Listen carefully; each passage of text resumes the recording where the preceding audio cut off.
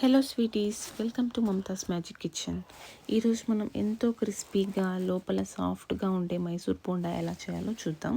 అయితే ఆలస్యం చేయకుండా రెసిపీ స్టార్ట్ చేద్దాం.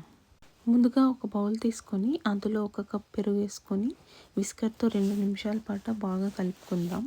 కలిపిన తర్వాత అందులో 1/2 టీ స్పూన్ వంట సోడా, రుచికి సరిపడా సాల్ట్, అలాగే 1 టేబుల్ స్పూన్ ఆయిల్ వేసుకొని విస్కర్తో బాగా కలుపుకుందాం.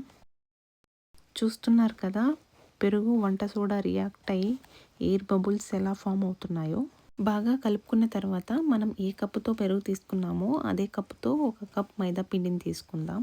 అలాగే 1/2 టీ స్పూన్ జీలకర్ర, 1 టేబుల్ స్పూన్ అల్లం పేస్ట్, రుచికి సరిపడా పచ్చిమిర్చి పేస్ట్ వేసుకొని మొత్తం కలిసేలాగా కలుపుకుందాం.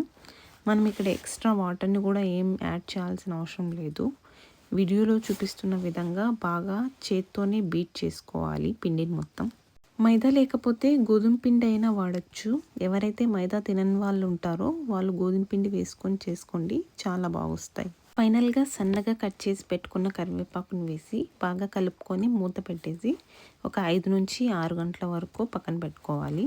చూసారు కదా, పిండి బాగా పులిసిపోయింది.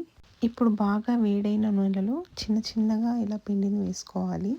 లో ఫ్లేమ్లో పెట్టుకొని లోపల పిండి మొత్తం బాగా ఉడికేలాగా ఇలా రౌండ్గా తిప్పుతూ డీప్ ఫ్రై చేసుకోవాలి.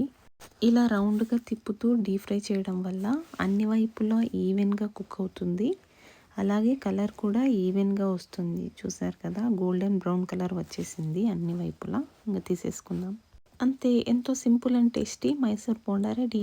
ఈ వీడియో మీకు నచ్చినట్లయితే లైక్ చేయండి, మీ ఫ్రెండ్స్ అండ్ ఫ్యామిలీతో షేర్ చేయండి. ఇంకా ఇలాంటి టేస్టీ రెసిపీస్ కోసం ఛానల్ని సబ్స్క్రైబ్ చేయండి. Thanks for watching.